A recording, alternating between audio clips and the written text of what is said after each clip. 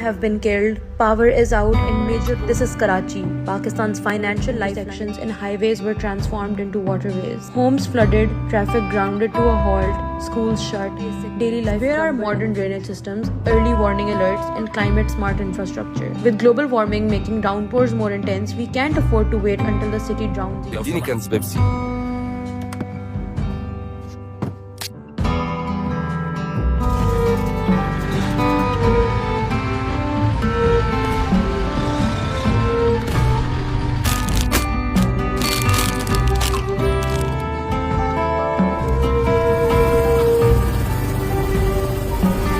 Can I get the family meal, please?